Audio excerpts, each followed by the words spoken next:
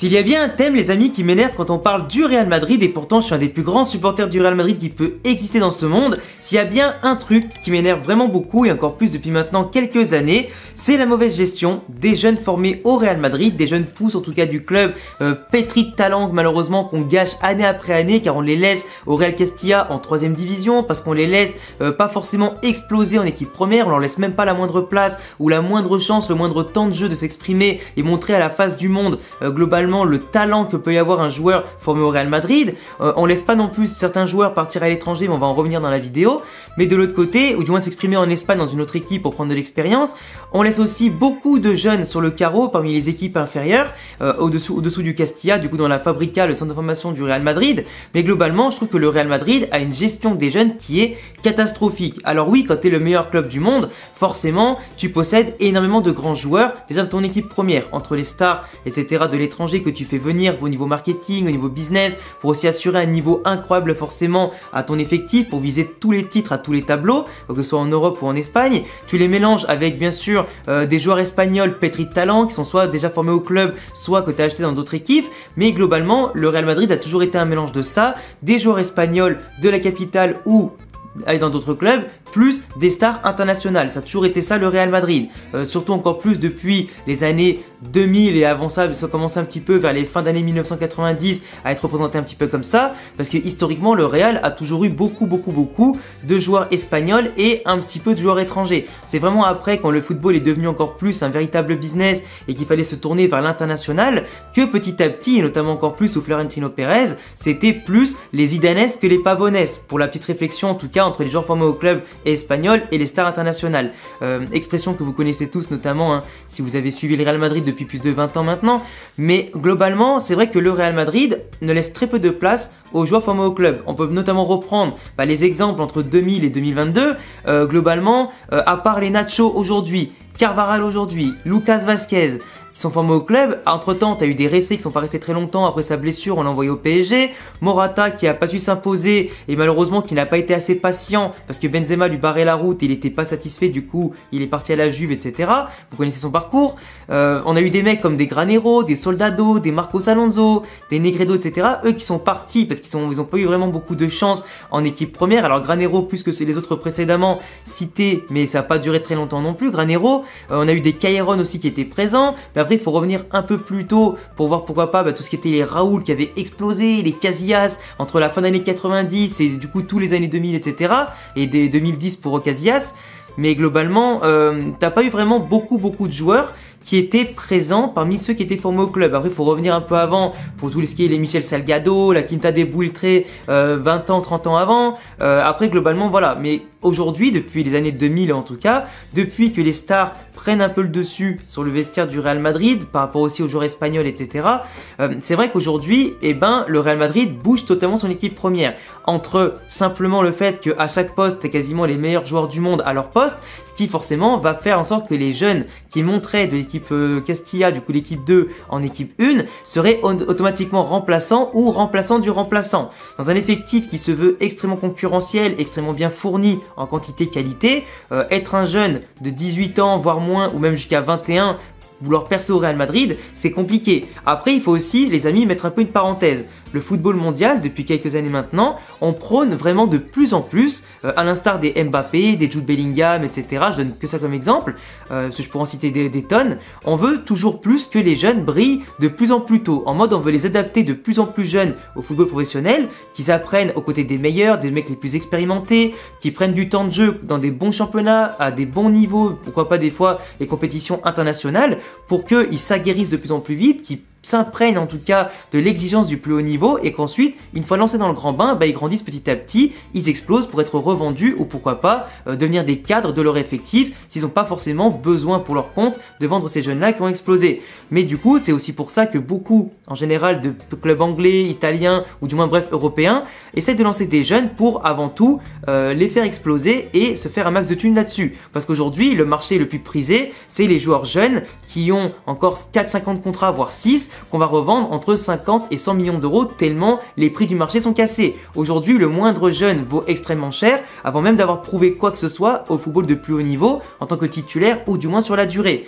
Mais au Real Madrid, le problème, c'est comme je disais, tu as quasiment les meilleurs joueurs du monde à ton poste. Et tu as même des fois un des remplaçants qui est amené dans le futur à le remplacer. Et du moins un mec qui est censé être aussi plus tard un des futurs tauliers à ce poste-là au niveau mondial. Et quand tu vois au Real Madrid par exemple le cas de Antonio Blanco, de Gutiérrez, t'as encore aussi Peter notamment qui a déjà joué, Marvin, Latassa, etc. Bah, quand tu prends Blanco par exemple qui était amené pourtant à avoir un destin brillant du côté du Real Madrid, bah, le pauvre ne prend ni temps de jeu derrière Casemiro qui ne se repose quasiment jamais, ou du moins Ancelotti ne le rentre jamais dans la rotation. Et ça fait que du coup tu as des jeunes comme ça qui prennent de l'âge petit à petit, qui certes sont encore jeunes, mais qui ne sont totalement bouchés. Les mecs sont là, certes ils apprennent aux côtés des meilleurs, mais ils prennent pas de rythme, d'automatisme, et quand tu fais appel à eux, c'est pour 10 ou 15 minutes. Miguel Gutiérrez, qui avait toute sa place, en tout cas aujourd'hui, de briller arrière gauche à la place de Ferland Mendy, ou du moins en étant son remplaçant, bah Ancelotti conservait toujours Marcelo avec ça. Du coup, ce qui a fait que, déjà de 1, le départ de Marcelo, qui devait être fait depuis pas mal de temps maintenant, au lieu de cette année, bah du coup a bouché Miguel Gutiérrez, qui par rapport à un Marcelo qui était plus forcément utile sur le terrain, aurait pu beaucoup plus apporter et apprendre, tu vois. Mais du coup, on a une situation où aujourd'hui Blanco et Gutiérrez doivent être prêtés ou alors du coup doivent attendre des offres intéressantes dans des équipes espagnoles qui jouent de bonnes choses, qui jouent pourquoi pas des titres, qui jouent simplement aussi les hauts de tableau, ou dans des équipes européennes qui pourront jouer des coupes d'Europe, jouer un petit peu aussi des belles choses en championnat, qui pourront les aguerrir, leur donner du temps de jeu et pourquoi pas les faire exploser. Mais après, le problème aujourd'hui, c'est quand tu as des jeunes comme ça qui attendent énormément leur temps, c'est pas forcément pour être prêtés. Du coup, ces mecs-là veulent limite quitter le Real Madrid par un petit peu de dépit et être un petit peu dégoûtés de leur situation. Et finissent malheureusement vendus à très bon prix avec une option de rachat qui s'exécute en général sur les 2 ou 3 années à venir après la vente, mais pour quand même extrêmement cher. Donc des jeunes que tu aurais pu juste prêter plus tôt pour qu'ils explosent, qu'ils reviennent vraiment aguerris peut-être pour apporter de la concurrence et du sang frais, bah du coup tu vas les frustrer, tu vas les dégoûter, leur valeur diminue, du coup tu les vends pas si cher que ça, mais en échange leur club du coup vont vouloir mettre une grosse clause de rachat pour toi te déplumer quand faudra les racheter. Et forcément parce que eux auront pris en charge leur vraie formation au niveau professionnel, tu vois, du moins post-formation, etc. T'as compris. Mais du coup, on a aussi beaucoup de jeunes, et c'est ça qui m'énerve, comme notamment les Arribas, qui a 20 ans, comme qui est vu notamment à mon sens comme un mec aussi fort que Isco Prime, il peut vraiment atteindre ce niveau-là, voire plus. On a des Peter, des Aranda, on a vraiment des jeunes pépites comme ça sur les ailiers et les milieux de terrain, même des fois en défense et tout ça. Mais là, à part Marco Gila ou Marc Gila, je sais plus comment il s'appelle, Mario Gila, un truc comme ça, qui a été vendu à la Lazio de Rome pour 5 millions d'euros, ou Victor Chust qui a été vendu à Cadiz où on avait prêté l'an dernier pour 1 million d'euros ou 2, bah tu vois, à part eux, eh ben on a très peu ouvert la porte aux autres. Et ça aussi c'est un problème parce qu'en fait le Real Madrid, si vous voulez, a la volonté de faire en sorte que le Castilla s'installe durablement en deuxième division. Parce que s'entraîner entre guillemets et jouer en troisième division, bah forcément c'est pas le même football que la deuxième ou la première. Et encore plus quand de base le Castilla a une moyenne d'âge entre 18 ou 17 pour certains jusqu'à 22, 23 et t'as très rarement des joueurs qui sont plus élevés que ça. Le Real Madrid par rapport aux autres équipes, en tout cas troisième division, son équipe réserve est uniquement faite pour les jeunes. Dès que les joueurs dépassent un certain âge, ils sont automatiquement vendus ou pas gardés pour simplement garder un aspect formation, jeune, etc. Et groupe soudé avec les valeurs du Real Madrid. Des fois on apporte des petits joueurs des autres clubs ou de l'étranger pour les incorporer et les aider à les former en plus, mais globalement c'est que des jeunes. Ce qui fait que la moyenne d'âge du Castilla comparé à d'autres équipes de 3ème division est aussi extrêmement basse, sauf qu'ils affrontent aussi d'autres réserves en 3ème division comme le Barça B, Sociedad B, Atlético B, etc. Mais globalement c'est aussi beaucoup d'autres équipes plus aguerries, plus expérimentées, plus vislardes et plus physiques. Donc forcément c'est pour ça aussi que le Castilla, avec beaucoup de joueurs inexpérimentés qui montent des fois des U19 ou qui viennent incorporer 2-3 joueurs comme ça, bah forcément ils n'arrivent pas tout le temps à faire des bons scores, à atteindre les playoffs, à monter en deuxième division. Mais le Real Madrid veut garder une ossature de jeunes sur plusieurs années, quitte à des fois frustrer des joueurs qui ont largement le niveau d'aller au-dessus, d'aller jouer pourquoi pas comme Arribas à Valence, à Séville, au Betis ou je sais pas quoi. Et du coup malheureusement c'est autant une bonne stratégie de faire monter le Castilla en deuxième division pour avoir un plus haut niveau d'accès, pour former encore plus de jeunes à un football qui soit encore beaucoup plus proche de la première division, ce qui permettrait de former peut-être plus de jeunes, d'en revendre plus et d'en avoir de plus près en tout cas et rapidement pour l'équipe première à l'avenir. Du coup à moyen long terme c'est une bonne stratégie, mais par contre priver les jeunes actuels qui ont un très haut niveau en les bloquant en troisième division jusqu'à leurs 21-22 ans, Je trouve ça abusé. À l'époque, certes, là en ce moment on jette beaucoup de jeunes dans la bataille en première division, mais tu vois normalement à l'époque le football, les jeunes brillaient uniquement à partir de 22, 23, 24 ans, et c'était encore très jeune, parce que ta carrière de foot tu peux la faire durer jusqu'à 34, 35 voire plus si tu as une bonne hygiène de vie, et suivant les niveaux aussi auxquels tu peux jouer, les championnats etc. ou les continents. Mais aujourd'hui les jeunes on les envoie trop tôt, donc autant les mecs de 17 à 19 ans, c'est pas très grave s'ils sont pas en équipe première, mais une fois que tu passes les 20, 21, 22 aujourd'hui, il faut quand même commencer à te dire il faut que je prenne ma chance, mon envol, si je veux vraiment exploser, développer mon football sur tous les aspects, car après le prime d'un footballeur c'est 27 ans. Du coup si tu arrives à aller dans le football professionnel à au moins 21, 22, dans un club qui joue des titres avec de bons joueurs à côté de toi, que tu as un bon entraîneur, que tu es bien encadré, ça te laisse 4-5 ans pour être bien mûr et éventuellement, si tu es parti en prêt ou ailleurs, revenir à tes 26-27 ans, à ton prime, dans ton club formateur pour pourquoi pas avoir ta chance et tout casser. Malheureusement, ça, c'est un peu naïf de penser comme ça, parce que dans la réalité des choses, ça se passe pas comme ça, entre bien sûr les déboires, les contrats, les sponsoring, le mercato de l'instant. Des fois t'as peut-être pas besoin de ce profil de joueur là, t'as pas besoin du coup d'avoir un remplaçant pour le profil de ce joueur là, que tous tes postes sont bouchés, que t'as déjà les joueurs qu'il faut, enfin on a compris. Et des fois peut-être que l'entraîneur va jouer un schéma tactique qui favorisera pas ce joueur formé au club qui est parti pour revenir. Tu vois, c'est pas fou. Et on en a eu bien, tu vois, aujourd'hui, des exemples comme Carvajal, comme Lucas Vázquez, qui ont fait leur gamme ailleurs, qui sont revenus ensuite, qui se sont imposés. Vázquez, en tout cas, qui dépanne pas mal. Mais tu vois, Carvajal, par exemple, lui, on savait très bien qu'on allait avoir besoin d'un arrière droit, avec le départ d'Arbeloa, qui était titulaire, lui aussi formé au club d'ailleurs. Mais du coup, au final, Carvajal est revenu parce qu'on avait besoin d'un arrière droit, qu'il a fait ses gammes. C'était un des meilleurs arrière droits de Bundesliga, si ce n'est le meilleur cette année-là, quand il est parti à Leverkusen. Et il a fait ses preuves pour revenir. Et il s'est imposé directement et encore aujourd'hui. Du coup, ce serait bien que les Aranda, les Peter, les Arribas, pour ne citer que, et même tous les autres pépites du Real Madrid, puissent enfin avoir la chance d'aller s'exprimer, pourquoi pas, du côté de Séville, Valence, etc. Tu vois, des clubs tremplins, des clubs paliers, ou même simplement à l'étranger pour s'aguerrir, apprendre une autre culture, voir une autre vision du football par rapport à celle qu'ils ont toujours eue depuis jeunes au Real Madrid. Et on l'a vu, ça donne des résultats exceptionnels, parce que la formation au Real Madrid est exceptionnelle. Je veux dire, tu es dans le meilleur club du monde. Ça veut dire que tu as été repéré par potentiellement des scouts qui font partie des meilleurs du monde, qui savent que tu as le potentiel de t'exprimer dans le plus grand club du monde où l'enjeu, la pression est énorme. Donc forcément, si tu as été étudié, si tu as été choyé, soigné depuis tout petit, etc., normalement, l'école Real Madrid, tout comme l'école Barça, etc., est censée te faire en sorte que tu es un monstre à la fin. Et des bons joueurs qui sont sortis du Real Madrid, tu en as eu plein. Des stars mondiales, etc. T'en as eu plein qui ont brillé des fois même plus en dehors du Real qu'au Real, mais globalement t'en as plein. Et aujourd'hui on pourrait même en sacrifier beaucoup moins. Après forcément dans le football professionnel, peu importe le club, etc. T'as des choix qui sont faits par des entraîneurs, par des scouts, par des directions qui font que certains joueurs doivent partir. Ils sont plus en tout cas à leur place peut-être dans un schéma tactique, dans un groupe. Et malheureusement tu perds beaucoup de joueurs comme ça. T'as beaucoup de joueurs qui sont écrémés dans tous les clubs et qui sont sacrifiés année après année. On leur dit désolé, tentez votre chance dans un autre club. On en a pris d'autres, etc. Fallait réduire les effectifs, mais tu vois, de pas donner la chance à des joueurs en pro, en équipe première, c'est compliqué. Après, il est clair que je n'ai pas abordé ce sujet encore, mais par rapport aux besoins de l'effectif premier qui n'était peut-être pas assez important, le besoin pour recruter des jeunes de l'équipe secondaire, mais tu vois, tu as des clubs par exemple comme le Barça qui eux font en sorte de toujours avoir quand même des besoins entre guillemets, ou du moins des espaces ouverts pour les jeunes. Après, le Barça par contre c'est différent aujourd'hui par rapport à avant. Avant ils avaient toujours des créneaux un petit peu comme ça où ils pouvaient faire monter des jeunes comme Xavi, comme les Iniesta, etc. Du moins les jeunes les plus exceptionnels comme Messi et tout.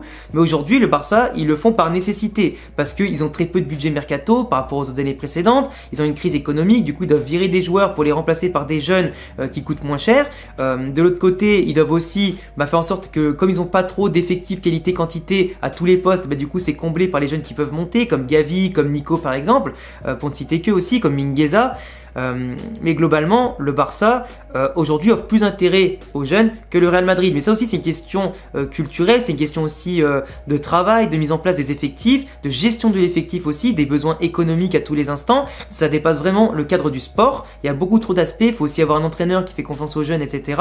Et malheureusement ils le font pas tous, comme certains qui sont peut-être plus conservateurs, peut-être plus prompts à choisir uniquement des pros pour atteindre leurs objectifs qui sont fixés, et d'autres veulent peut-être miser sur la jeunesse pour créer un bon effectif à court, moyen et long terme, si bien sûr la mayonnaise marche, parce que prendre des jeunes qui n'ont pas l'expérience du très très haut niveau, ça peut très bien marcher comme pas marcher. Et le Real Madrid malheureusement a plus l'expérience ou du moins l'habitude d'aller chercher des jeunes en dehors du Real Madrid, du coup dans d'autres clubs, etc. comme les Vinicius, les Rodrigo, les Valverde, les Camavinga, ou des Militao par exemple, qui sont très jeunes, qui sont arrivés tôt, qui vont exploser, qui sont en train d'exploser, et ça aurait très bien pu être des jeunes du Real Madrid. Mais du coup, la place en équipe première est bouchée autant par les jeunes pépites qu'on va chercher ailleurs avant de regarder ce qu'on a chez nous, parce qu'on se dit que ailleurs, peut-être qu'ils ont déjà une expérience du haut niveau dans leur club, et du coup, ça peut les aider plus facilement que des jeunes chez nous qui n'ont joué qu'en 3ème division. D'où le fait aussi que le Castilla, quand ils monteront en 2ème division, ça sera déjà peut-être plus simple de former correctement, encore plus, de les habituer petit à petit au plus haut niveau avec un échelon de moins. Mais globalement, voilà, le problème c'est que soit t'enfermes tout le monde pour jouer au Castilla et faire monter l'équipe Castilla de 3ème, 2ème division, mais en disant que si une fois que tu perds ces jeunes-là, faudra les remplacer par d'autres qui eux risqueront d'avoir du mal du coup à tenir en 2ème division, qui risquent de descendre en 3ème, et ça peut être très compliqué mentalement pour une carrière, etc. pour la lancer, et ça peut même des fois sacrifier des carrières, de se dire que le Castilla va faire l'ascenseur entre la 2ème et 3ème division pendant des années, parce que t'en as certains qui vivent mal les défaites, t'en as certains qui pourront jamais se mettre en évidence comme ça, et on dira que c'est à cause de compères, et du coup bah ils servent plus à rien, du coup autant tous les jeter et reconstruire derrière avec un effectif neuf en 3ème division. Et malheureusement, ça crée beaucoup de frustration, d'échecs et d'incompréhension. D'où le fait que la stratégie, elle peut être aussi bonne pour préparer les jeunes qu'elle peut être aussi néfaste justement pour frustrer les jeunes finalement et frustrer aussi l'investissement que tu vas mettre dedans et globalement les dirigeants et l'avenir du club du Real Madrid. Ce qui va te forcer du coup à investir chez des jeunes de l'étranger ou des jeunes en tout cas des autres clubs espagnols, du coup sortir de l'argent pour préparer un nouvel effectif. Alors ce que tu aurais pu des fois profiter de certains talents pour te créer une nouvelle Quinta del Buitre par exemple, ce qui te coûtera quasiment rien parce que c'est une formation, c'est pas un investissement non plus énorme en termes de millions et de millions, même si bien sûr ça coûte quand même quelque chose de former un joueur sur plusieurs années, mais c'est quand même moindre que d'acheter un mec 40 millions au même poste, au même âge, ou peut-être des fois même encore plus jeune. Mais vraiment je le répète, pour moi le thème des jeunes du Real, etc.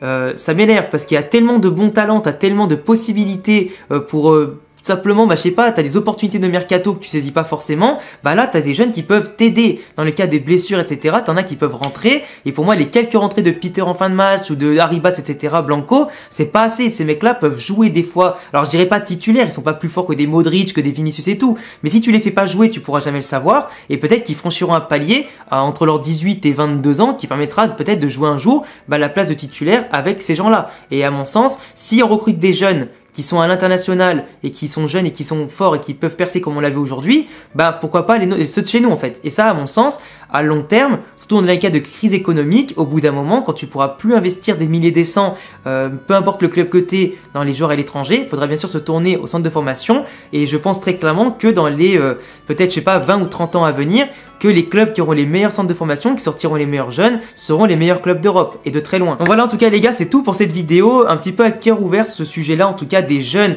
au Real Madrid malheureusement qui n'ont pas leur chance, qui pourraient aller ailleurs. J'ai normalement quasiment présenté tous les joueurs du Real Madrid Castilla les uns après les autres sur la chaîne. Du coup, n'hésitez pas à aller checker les vidéos déjà sorties depuis un moment pour voir la présentation des plus belles pépites de la Castilla comme Arribas, Aranda, Peter, etc. Mais globalement, je suis quand même très frustré de ne pas les voir ces jeunes-là éclore en équipe première, ou du moins qu'on ne les envoie pas en prêt juste pour garder le Castilla à flot et surtout à bon niveau. C'est que ça leur dessert plus qu'autre chose, même si avec Raúl, ils progressent énormément dans le discours, la tactique et tout ça. Pour moi, il n'y a rien de mieux qu'un contact avec le football professionnel pur, avec les meilleurs joueurs du monde. Et voilà, malheureusement, faudra s'y faire et ce sera comme ça pour encore, je pense, pas mal de temps. Voilà, je vous laisserai me dire en tout cas ce que vous en pensez. N'hésitez pas à vous abonner, cocher la cloche et me laisser de gros pouces bleus si vous aimez le Real Madrid, mes vidéos bien entendu. Tous mes réseaux s'affichent ici et en description. Et bientôt les amis pour prochaine vidéo. Ciao!